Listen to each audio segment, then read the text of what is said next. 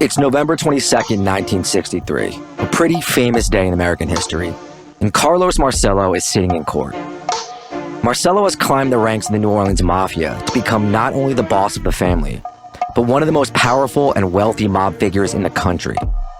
He's built up his wealth and power through a gambling empire that dominates New Orleans' underworld. And New Orleans, if you've never been, it has a pretty damn big underworld. In fact, Marcello's gotten so big, he's reached the highest of the heights in the national mafia syndicate, partnering in illegal casinos with legendary mob figures Meyer Lansky and Frank Costello. The times, though, they are a-changing. See, the mob had the run of the country for decades. J. Edgar Hoover and the FBI, they refused to even admit that there was a mafia. But in the late 50s, after the bust-up in Appalachia, which was a huge meetup of mafia bosses from around the country, the feds started getting serious. The Joe Valachi hearings in the early 1960s, when a mob informant testifies in front of the Senate about the existence of the mob and how powerful it is, this lights a firestorm.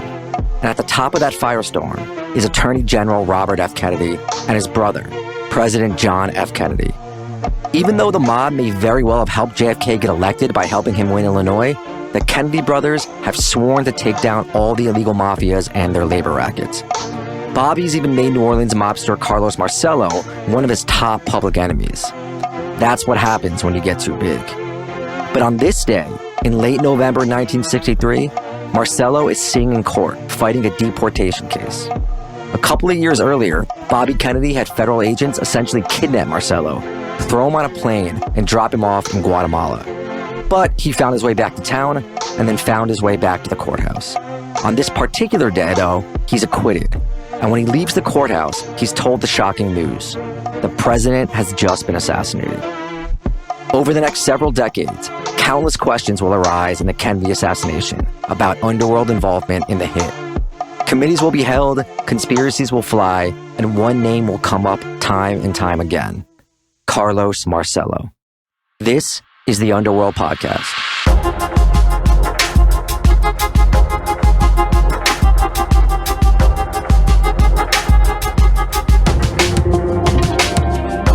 Welcome back to another episode of the Underworld Podcast. We're two journalists, myself, Danny Gold, and Sean Williams. We reported all over the world and, whatever, yada, yada, yada, who cares? Sean, how is your will to live these days?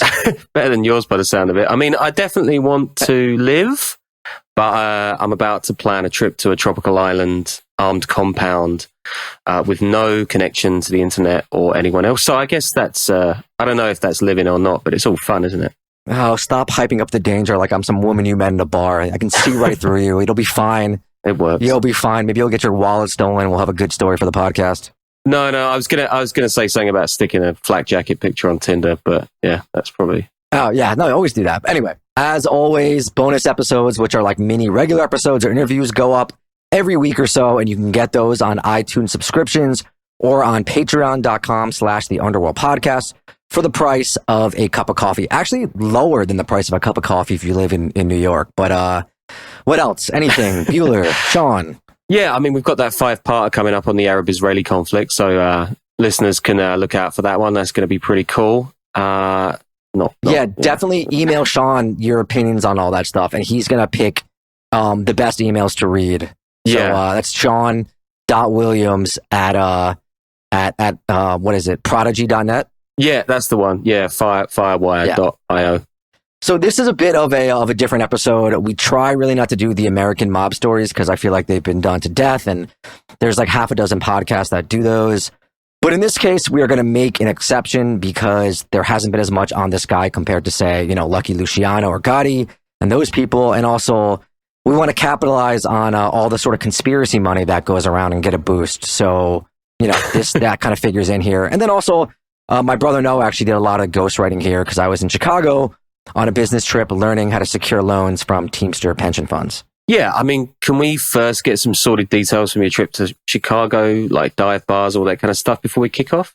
I don't know. There aren't, that project will be out early next year. There's not that many sordid details. It is organized crime stuff, but it's actually a pretty tragic story. But we'll get around to that when it gets around. Yeah, I mean, am I wrong in thinking that New Orleans was kind of one of the birthplaces of the mob? I remember reading something about the Sicilian Mafia, right? The Black Hand and extortionist in the 1800s. I think that's right. But like, yeah, I've actually been watching Your Honor the past couple of weeks. It's a New Orleans mob show, great acting, pretty gigantic plot holes, but yeah, recommend. Bryan Cranston basically playing Walter White. It's good. Yeah, I watched was it 2 seasons of that? It was pretty good. Yeah. Kind of tails off in the end, but I know Black Hand was active there and there was a Sicilian population. I don't think it's the birthplace of the mafia in America. I could be wrong about that. I didn't really look into it with this episode, but definitely had a very active mafia, and New Orleans is wild, so there was always vice and underground stuff there and money to be made. And gambling, prostitution, I feel like it was pretty much known for that for decades, even before recent times. But yeah, here we go. Caledro Minacore, whose name gets Americanized to Carlos Marcello.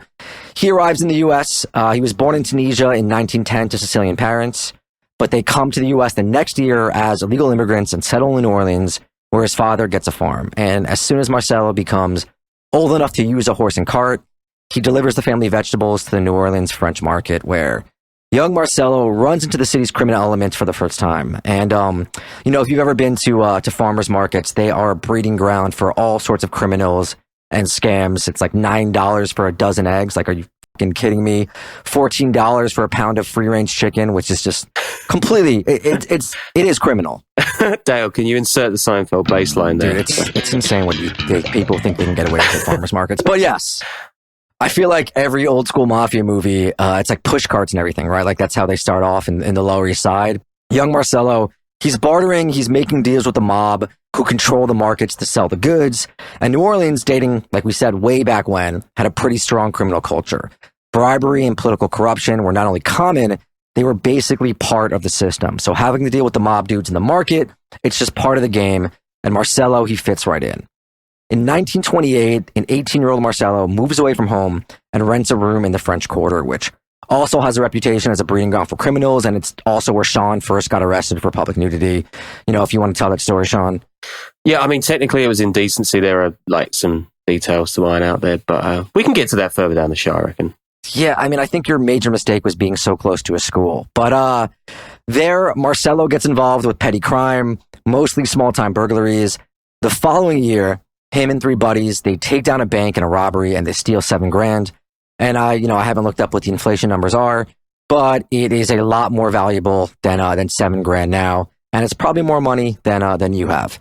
So they take the money back to Marcello's dad's farmhouse, and acting on a tip, the cops come there, they find all the money. For some reason, though, the bank is just happy to have the money back, and they decide not to press charges, which, I don't know, incredibly weird, but it's 1920, so I guess, anything goes. A few months later, he robs a grocery store.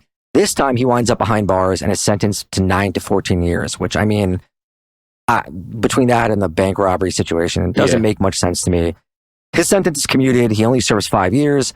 The governor does a favor for a politician on behalf of his parents, who by then have like a pretty thriving business. After this incident, he goes back to work for his father. He lives at home, saves up enough money to buy a rundown bar. Every man who has to move back in with their parents and get a job and sort of live under their roof. That's the dream, right? Just buying a rundown bar, making it your business.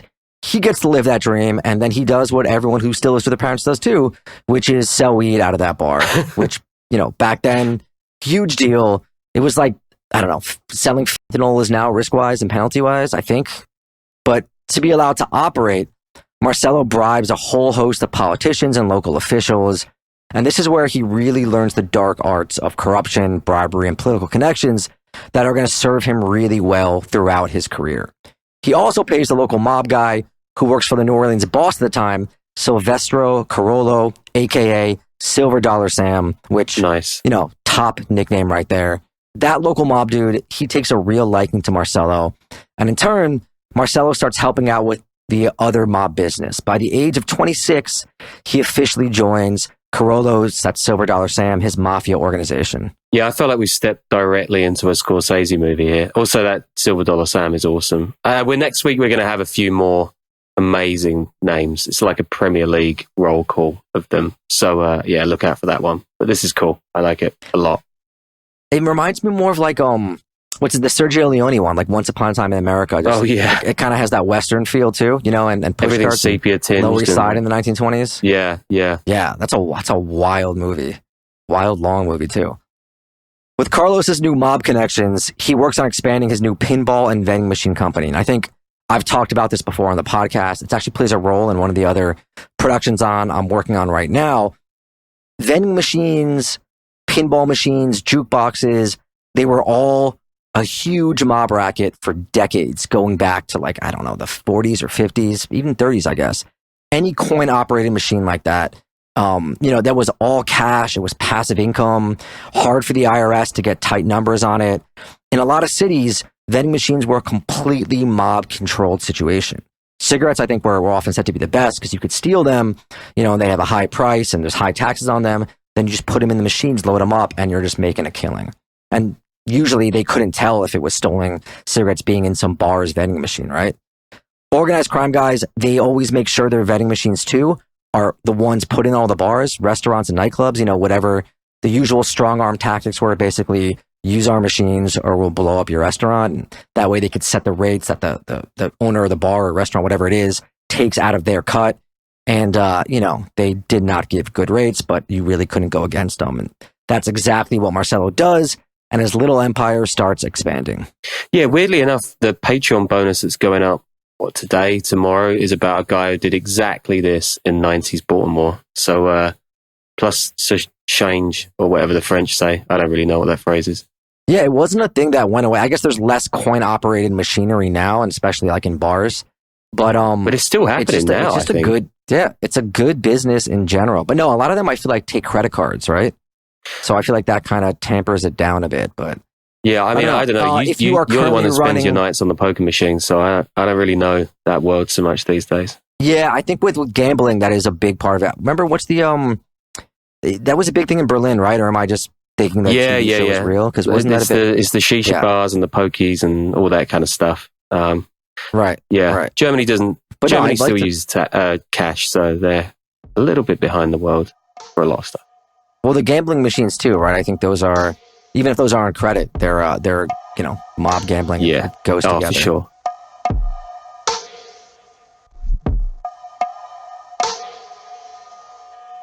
So back in New York at this time, the new mayor, Fiorello LaGuardia, the airport's named after him, vows to crack down on mafia kingpins' gambling operations in that city. So this is in the mid-30s. And his first target is the legendary mafia boss, Frank Costello. He even has a press conference where he smashes up one of Costello's slot machines in front of the media, which, I love those old school politician press conferences where they just do wild stuff. I haven't seen a lot of those in a while, like stepping on vials of and stuff. I really thought... I feel like that's an Eric Adams move. Yeah, I feel like he, lighting something on fire. You got to get those... Dumping a whole bunch of powdered fentanyl to like I don't know, the toilet. It just seems like something that he would go for, and I'm sad that he's not doing it. I feel like an Eric Adams, like, Saudi police, like, tie-up would be a pretty cool promo video. Oh, yeah. I mean, after he's not mayor anymore, he'll definitely be over there posing and stuff with those guys. Dude's doing something weird. What an incredible weirdo. Costello, he's looking to get something going out of town, away from all the heat, and he eyes New Orleans as the new location for a slot operation. But he has to deal with Marcello because, that's his racket. So Marcello, he's able to broker a deal between the Louisiana mob bosses and the New York mob bosses to share the gambling profits. And this is kind of a big deal for Marcello because now he's in good with, like, the really big guys in New York who operated on a national level. In 1938, he gets caught selling 23 pounds of weed to an undercover cop, which at the time was the biggest pot bust in New Orleans history, which, kind of sounds like amateur numbers now, but back then, yeah, dude, weed was a big deal back then, like to sell it all. It wasn't an easy thing. Like people did life sentences for far less than that, even into like the 60s and 70s, probably 80s too, and 90s. Jesus. But yeah, he gets off easy. He actually only spends a year behind bars thanks to all his political connections. And then the early 1940s, 1942, outbreak of the U.S. getting involved in World War II, a lot of Marcello's sort of native-born mafia contemporaries, they get drafted for the war effort, but not him because he wasn't a citizen. So while all those guys are off fighting, he moves in and takes over some of their rackets and starts, really building up his empire.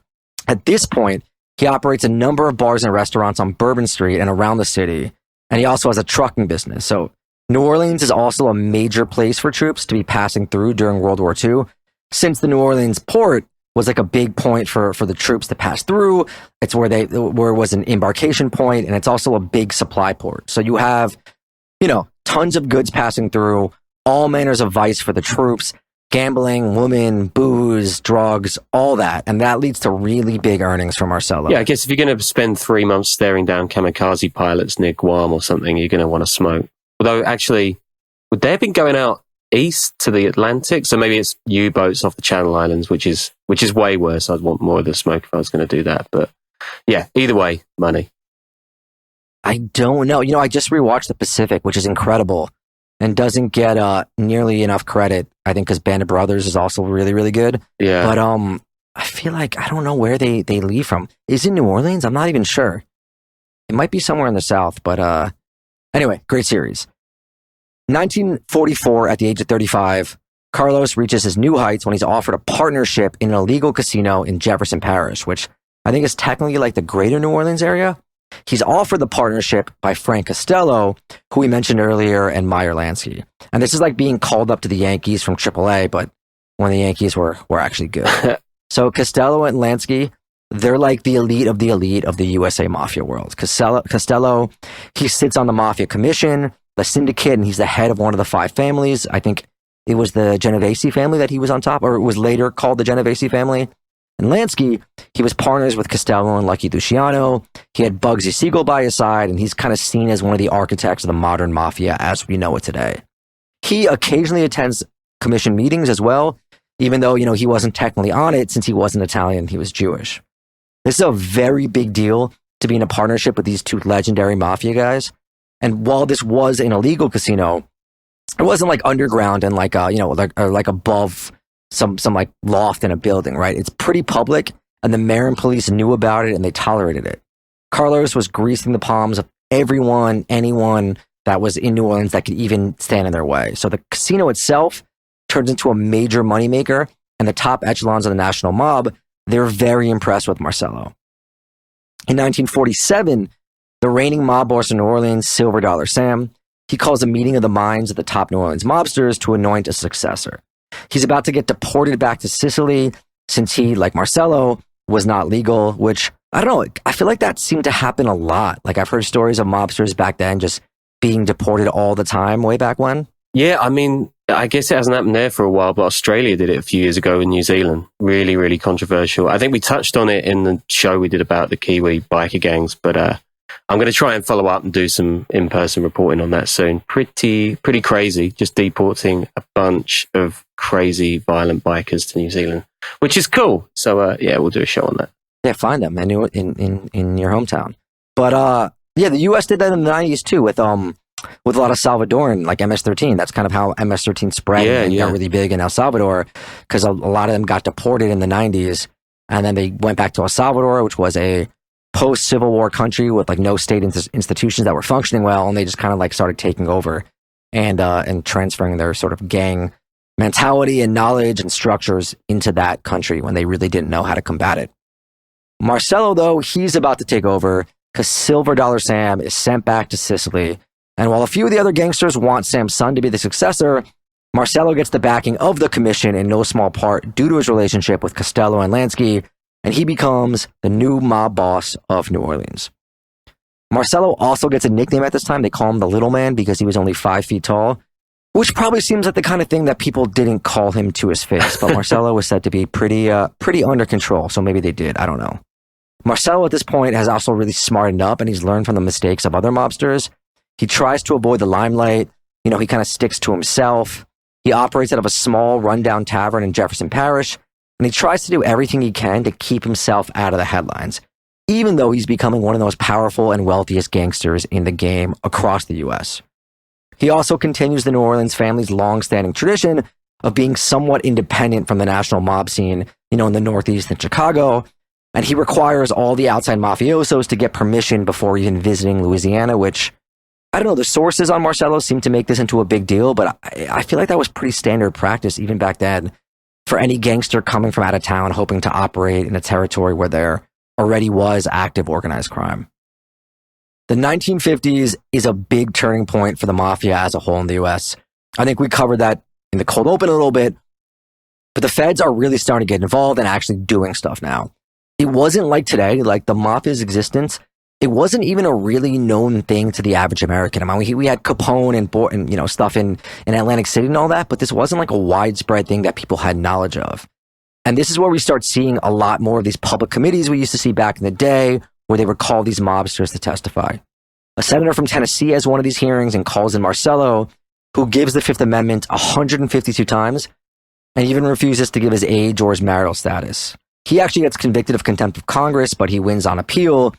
However, this brings Marcello's business into the public view, and he finally starts to receive some attention from the media, and then, of course, law enforcement. At the end of this particular committee, the senator recommends that Marcello be deported and deportation proceedings begin, but Marcello has a team of highly skilled lawyers fighting it. And the way the law worked back then, and maybe now, I've no idea, is that you could just keep filing motions to stay deportations over and over and over again to stall them. Soon after that, we get the McClellan Committee, which RFK was the chief counsel of, and this is in 1957. And they're really focused on the labor racketeer aspect of organized crime. I think we actually got into the history of how the mob got involved in that in the Murder, Inc. episode. Yeah, this is sounding like the plot of On the Waterfront, right? Which is one of the greatest movies of all time. Just hear my controversial movie hot take, guys. But yeah, we did get it into it back then. It was pretty crazy. Right. They started as like leg breakers for the factory owners during strikes, until eventually smarting up and taking control of the unions themselves. Marcello, he gets called in. He gives them the old, I'm not saying nothing. And RFK at one point allegedly tells some of his team that he's going to eventually get Marcello no matter what. A few years later, of course, his brother is elected president. RFK is appointed attorney general, and his and the government's crusade against the mob really get going, and they're publicly vowing all over to go after the mafia and put an end to it. So Marcello is not a U.S. citizen, and while he has a whole host of lawyers fighting his deportation orders, he still has to make regular routine visits to the immigration offices to maintain his resident alien status. In 1961, Bobby Kennedy has the feds essentially kidnap him and put him on a plane before allowing him to talk to his family or lawyers. This is also made possible by the CIA, who's, doing CIA things to have the Guatemalan authorities even allow this. They fly him to Guatemala. Why Guatemala? Because Marcello had used a fake Guatemalan birth certificate for one of his schemes to avoid deportation. What?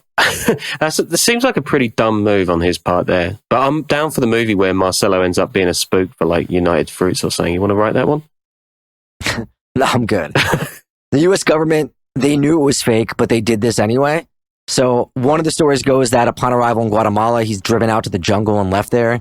And another story goes that he's basically thrown out of the plane over the jungle with a parachute, but none of these appear to be true, which, makes it a little less of a good story. But the Washington Post reports that he was arrested upon his arrival in Guatemala and was out of jail in a few days and staying in a fancy hotel. It's a quote from the Post article here. He reportedly told an acquaintance several weeks later, "They say I'm a crook, but let me tell you, it cost me $75,000 to stay out of jail here." I don't think that makes the point that you're not a crook, Yeah. Like that makes the point that you are a crook, if that's what you're saying. So also, this is the middle of the century and you're spending $75,000 in Guatemala. I mean, what the hell is that in today's cash? Hey man, you can't be buried with it. You gotta spend it somewhere. Why not a Guatemalan prison? So for a few weeks, we have Marcello's lawyers arguing in the States that the birth certificate was fake and the deportation was illegal, while his lawyers in Guatemala are arguing that the birth certificate is real and please don't kick him out of Guatemala. This lasts for a few weeks until the Guatemalan government orders him kicked out of there and he's driven to El Salvador. A few months later, he's somehow back in the States and no one really knows how he got back in, but the thought is that it was through Honduras and that he caught a flight back from there.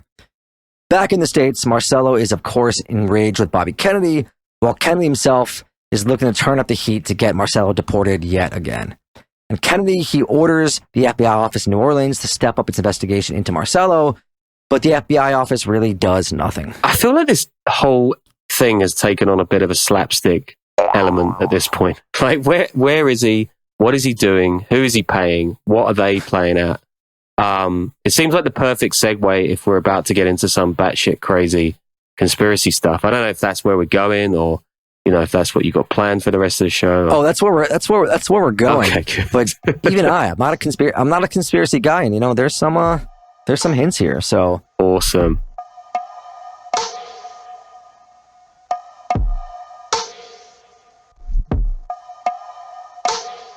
The FBI, who's not really doing much, they keep sending reports back to Kennedy along the lines of he isn't involved in any rackets. He's just a tomato salesman, which, whenever he was called in front of those committees, that's what he would say. He would plead the fifth and say that he was just a tomato salesman.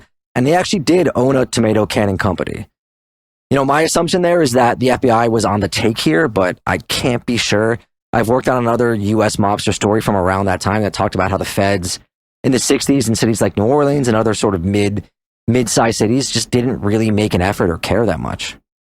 So we've got Marcello furious at the Kennedys, Kennedy vowing to go after the mob, and a lot of mafiosos just across the country kind of feeling betrayed by JFK because of the widely held belief that he was friendly with mafia bosses and that they helped him get elected.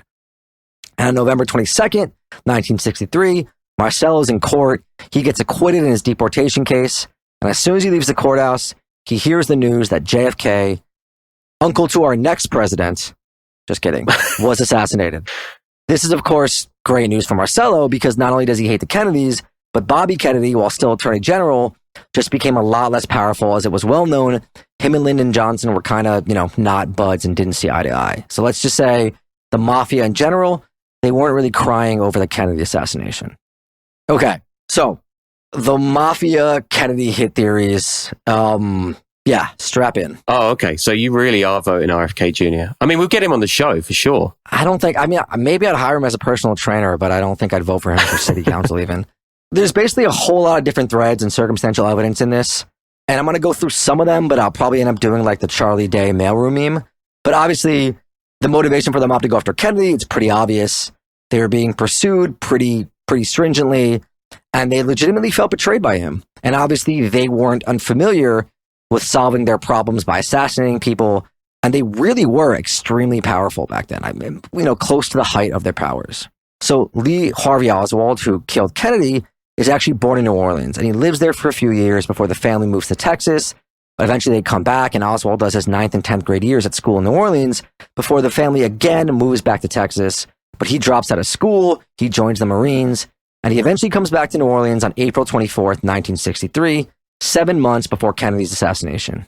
Wow. Okay. So we really are going there. This is the sort of stuff that does huge numbers. I mean, we got to put out a YouTube video with Comic Sans and like mobsters' faces on the video, and we're going to be doing millions on this stuff, man. Oh, yeah. I mean, that's the plan. I mean, the YouTube title's got to be like, did this mobster kill Kennedy? Like something along those lines, Yeah. 5 question marks. Yeah. So this is a real effort to get those conspiracy views. Christmas is coming up, guys. Yeah. Okay. So there's this guy, Robert Blakely. He's this lawyer who, interestingly enough, is the person who helps put together the RICO Act. He's also a consultant on an organized crime committee that Lyndon Johnson had created, and the chief counsel and staff director to the U.S. House Select Committee on Assassinations from 1977 to 1979, which is a committee that was set up to investigate the killings of JFK and MLK. He wrote the book, The Plot to Kill the President, where he talks about the mob connection to the assassination. And Blakely says that Oswald's uncle, Charles Dutz Murrett, was an ex-boxer / promoter who also was a bookie under the umbrella of the Marcello crime family. And he says that on August 9th, 1963, Oswald was arrested for disturbing the peace by handing out pro-Castro leaflets, and he ends up being bailed out by an individual with close connections to the Marcello organization. A few days after Kennedy's assassinated, Oswald, while being transported to jail, he's shot by Jack Ruby, and Jack Ruby was a Dallas nightclub owner, and Dallas was considered Marcello's turf as well as New Orleans, and he himself is alleged to have organized crime ties, Jack Ruby. He's originally from Chicago, and he was an associate of Chicago outfit, whose boss at the time, Sam Giancana, also hates Kennedy, and Giancana, like Marcello, was a big-time national mafia player. Ruby is also alleged to have connections to the Marcello organization. In the Warren Commission, which was created to investigate who killed JFK, they conclude that Ruby had no significant connection to organized crime. But Blakely brings up this point, and he says that the magic word there used by the commission is significant because he did have some connections. For one, the women he had in the strip club in Dallas, they're on a circuit, and they would also work at the show bar in New Orleans, which was owned by Marcello, and Marcello sort of controlled that circuit. Hit the pause button, guys, if you want to go and grab your pen and paper and maybe tinfoil hat as well. Yeah, I probably could have written this better, but I didn't have time. Now, Ed Becker is a businessman with ties to Marcello. He had gone to Marcello's home a few times with Marcello's nephew to try to get support for a business venture of theirs. And he tells this to the 1977 House Committee. This is from a 1979 Washington Post article, quote, "The House staff report continued. It commented that Marcello had made some kind of reference to President Kennedy as being a dog, and Attorney General Robert Kennedy, the dog's tail, and had said, quote, the dog will keep biting you if you only cut off its tail, but that if the dog's head were cut off, the dog would die." I mean, in fairness to Marcello, that is literally true of a dog. I think it's true of a lot of animals, actually. Then we have this guy, Eric Reed. He's a mob journalist who said that during the Guatemala deportation incident, Marcello said in Sicilian, "Levarsi na pietra di la scarpa," which is "take the stone out of my shoe." I guess it's an old Sicilian cry for revenge, and he had said it, against the Kennedy brothers. Reed also says that Marcello spoke of using a nut to do the job, and Becker backed up Reed's account. I mean, there's a reason these guys use euphemisms, right? I mean, like he can say, "take this stone out of my shoe," but he's not like, "shoot the president in the head." So, he's kind of doing a good job if he did mean it. Yeah, I mean, I don't know. I kind of want to throw cold water on this a little bit. Marcello was extremely cautious when he had been that open with like one of his nephew's associates, though he was pretty angry. And then it's like, why would he take out JFK instead of Bobby? But I guess you could say that, if Bobby was taken out, JFK would come down on them with everything he's got, but it seems a little suspect. And finally, before we wrap up the conspiracy portion of this podcast, we have Frank Regano, a longtime lawyer for Santo Trafficante, who was the longtime mob boss of Florida, and, Jimmy Hoffa, who is the mob-affiliated Teamsters president and a big union guy who you guys know was killed later on. Yeah, before we wrap up the conspiracy portion of the podcast, did you know who Marcello's son is? It's Dr. Anthony Fauci. The pieces are falling into place. So Regano tells the New York Post and PBS Frontline, this is in 1992, that the Kennedy assassination was a conspiracy between Trafficante, Marcello, and Hoffa, who all famously despised the Kennedys. And he said that Hoffa told Trafficante and Marcello that he wanted Kennedy dead, and that they agreed and said it was an acceptable idea. He also says that Trafficante celebrated Kennedy's death and said, "Our problems are over. I hope Jimmy is happy." And a few weeks later, Marcello told Regano, "Jimmy owes me and he owes me big." Kennedy went after Hoffa really hard, and he was indicted multiple times and did go to jail at one time. I forgot to mention that above. He was also famously known to despise both the Kennedys. And finally, in a deathbed confession, Trafficante, after confessing that the mob did get rid of Hoffa, also said that, quote, "Carlos messed up. We should have killed Bobby, not Giovanni." Which, okay, yeah, I mean, there we go.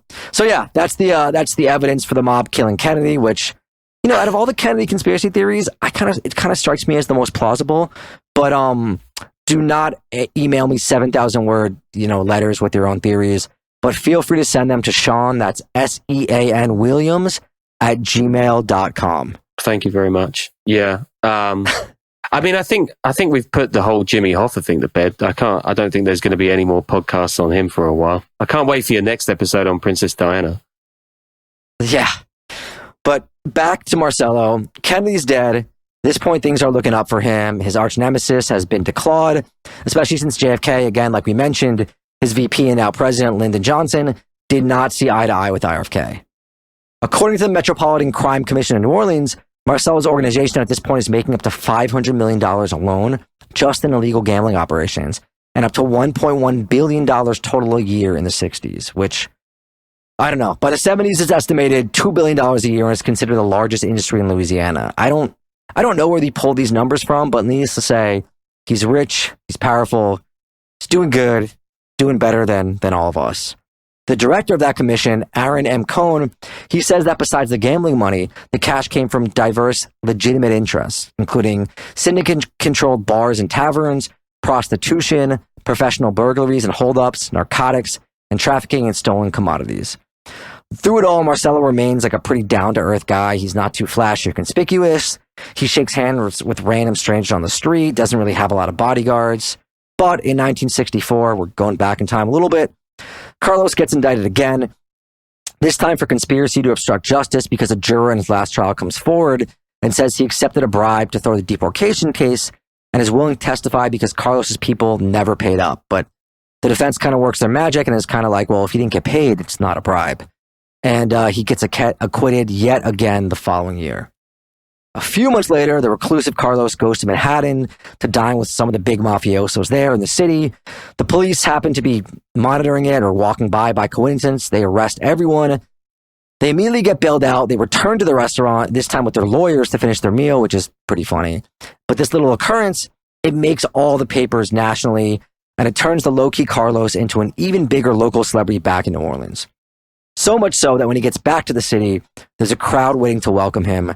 When a guy gets in his way, Carlos punches the guy who turns out being, there's actually a picture of this, but he turns out to be a local FBI agent. Carlos is arrested for assaulting the FBI agent and federal offense. He gets off the first time on a hung jury, but they get him the second time and his lawyers get the sentence reduced from 2 years to 6 months. I need to know, firstly, how in the actual hell do you get off beating up an FBI agent on a hung jury? And secondly, who is that lawyer and how can I hire him or her for my forthcoming trial in California, which I still annoyingly cannot talk about? I think he wasn't identified as... he didn't identify himself? I don't know. He probably just paid off a bunch of people. This is a quote from another article from the Washington Post, which seems to have a lot of Marcello content. Quote, more than 30 leading Louisianans wrote the trial judge to urge clemency and attest to Marcello's fine character. The list included a sheriff, a former sheriff, a state legislator, 2 former state legislators, 2 former state police commanders, the president of a waterfront labor union, a bank president, 2 bank vice presidents, a former assistant district attorney, 1 chief juvenile probation officer, a former revenue agent, 3 insurance agencies, 5 real estate men, 5 physicians, a funeral director, and 6 clergymen. So, he was in bed with nearly everyone and had his share of friends. I mean, this guy, he's changed his name. He's paying the politicians. He's into real estate. Never Instagrams his crimes. He's as close as we've got on this show to a perfect gangster, right? Yeah, you'll see. He ends up doing pretty well for himself, despite all the attention he ended up getting after a couple of years. So, yeah. He again starts to appear before Congress during the Select Committee for Assassinations in the late 1970s. Does the whole stonewalling thing again. How many fucking committees are there for this guy? But after all this publicity, the government really turns up the heat and launches a massive investigation into him with the surveillance and the wiretaps, which up to that point had never really been utilized before with him. In the late 70s, it's really when wiretapping became a major tool against organized crime. The technology had gotten a lot better, and RICO being passed, I think, at the start of the decade, it allowed for a much more permissive environment when it came to the legal sense of getting permission for these. Also, these guys just weren't as tuned in to the dangers of talking on the phone or getting their offices bugged as people are now. So the wiretaps on Marcello, they turn up a ton of incriminating shit about corruption and bribery and a major insurance scam that included him paying off political officials, and he gets indicted on a bunch of counts, including trying to help bribe a judge in California. On August 4th, 1981, he's convicted of 1 count of conspiracy in the insurance trial. 4 months later, he's found guilty of 3 counts related to bribing the federal judge. In April 1983, his appeal is denied for the insurance case, and he heads back to jail at the age of 73. He's in pretty bad health at this point, and he has multiple strokes and early onset Alzheimer's, and his reign is over as boss. In 1989, his conspiracy charge actually gets overturned on a technicality, and he's released from jail to spend the last few years of his life at home. And he dies 4 years later in 1993 at age 83, which is, not a bad run, all things considered. So he leaves behind 4 kids, 1 son and 3 daughters. None appear to be involved in organized crime. Recently, in 2016, his son Joseph was in one of the local New Orleans papers as selling 1,000 acres in Jefferson Parish for $13.5 million. So, in the article, it mentions the Marcello family is one of the largest landowners in Jefferson Parish and has been pretty active in selling and donating land in the last few years. So, all in all, a pretty good mafia career for Marcello. Does a few years at the start of his life, a few years at the end of his life, maybe kills a president, and he invests in enough legitimate things that his family seems to still be pretty wealthy today. And that's kind of, it's all you can ask for. Yeah, and if there's any lesson you can take away from this show, it's that. That and do your own research, obviously. Yeah, definitely spend the next couple months getting deep into the weeds with Kennedy assassination theories. And I guess that's it from us. As always, Patreon, iTunes, and next week, Sean will have some really weird stuff he's going to get into. Oh, yeah.